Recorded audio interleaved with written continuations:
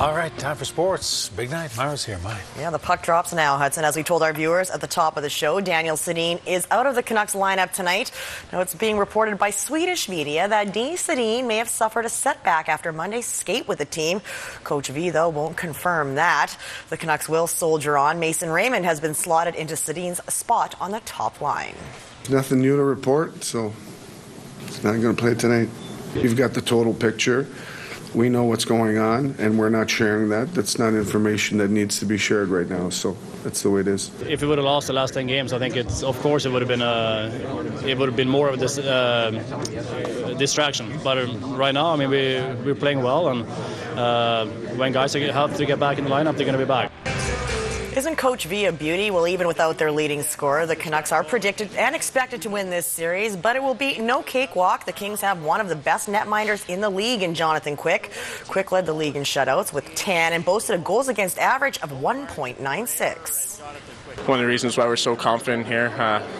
Quicky's been unbelievable all season, like we said, and he's won us many games. And if he can play in playoffs the way he did all season, there's no reason why we can't, go all the way. It's one of the best goals in the world, so that's the only thing you need to say. And as a team, they play extremely tight defensively. They don't give up a whole lot of shots, and when they do, it's usually from the outside. Pretty familiar with these guys. They're pretty familiar with us, and it'll be a great series. We're all looking forward to the challenge here.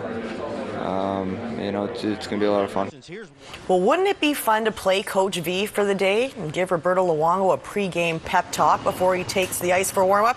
Well, here at CTV, we give the people what they want, and we hit the streets to let Canucks fans have a word with Bobby Lou.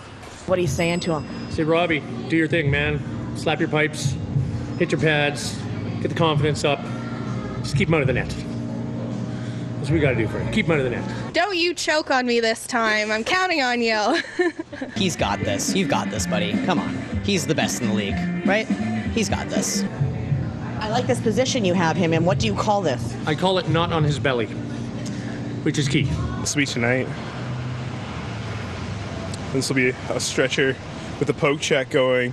This is him grabbing it from way back. And not even looking at it. No, it's unheard of. If Roberto was here, I would make him a blueberry bacon waffle. They'd have bacon and blueberries in the batter. We, of course, go with some spelt batter.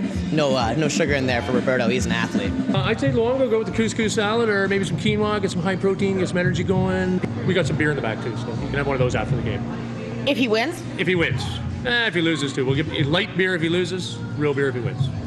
All right, I hope you heard that. Well, mixed martial arts is relatively new as a global sports phenomenon, but the roots to MMA go back thousands of years.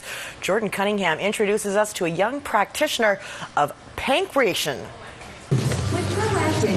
It is the original mixed martial art. For the last 3,000 years, countless forms of fighting have tapped out, but pankration persists. Developed by the ancient Greeks, it's almost the same as everyday MMA. Pretty much anything you're allowed to do in mixed martial arts, you're allowed to do in pankration fighting, minus any shots above the collarbone. But everything else is pretty much allowed, minus a couple of little things. Little things like eye gouging and biting. Josh Van Muers is 16 years old and is already the top U18 pankration fighter in North America thanks to a victory in Vegas at Extreme Couture MMA. His background is in judo, and it's a perfect fit for the no headshot rules of pankration. I was one of the only judo guys going into my division, and not very many of the people knew how to avoid my takedowns. Now it's off to the World Pankration Championships in Guam, where a golden outcome could be the attention grabber he needs for the next level. My long-term goal is to eventually make it into the UFC, hopefully get onto the Ultimate Fighter. And the next level is where you find one of his trainers. Sarah Kaufman is the #3 ranked women's MMA fighter in the world. And I think Josh came in, kind of a one-style focus, in the judo, and that's great. And to have branched off and have been spending more time is always very important to round out the game. If you want to get into mixed martial arts, you do have to be a well-rounded fighter. The keenest of mythology buffs might recognize pankration as the method in which Theseus defeated the Minotaur. Josh's opponents could learn a lesson from that mythological beast, and that's pay attention. Don't blink, because you miss them getting thrown onto their back, and me on top going in there and finishing the fight. Jordan Cunningham, CTV Sports, Victoria.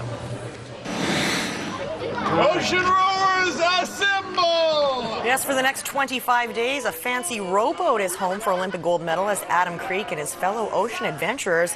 As we showed you yesterday, Kreek and crew are rowing around Vancouver Island, and they began their voyage today, launching their vessel from downtown Vancouver. Except for a couple stops at schools and to pick up in local artists, it's nonstop rowing for these four men. That's not all they're doing. They'll be doing ocean research and documenting the voyage and sharing that information. Kreek encourages others to do the same. A message that I'd like to send to the viewers is get outside, find a challenge and find an adventure and do it. Make sure you plan it safely, do it with someone else, and then record it. Make some art or video or take pictures of it and share your experience, share your adventure, and share what you've learned with as many people as you can. How many Canucks did you take in the pool? A bunch. Handful? Yeah, a few. How do you think they're going to do this series? I don't want to jinx it, but they'll do all right. Okay, we'll leave it at that. You're a big Red Wings fan, aren't you? I know. I didn't even take any Red Wings in my pool. We'll find out. Yeah, we'll see. All right, Mike. Thank you. You're welcome.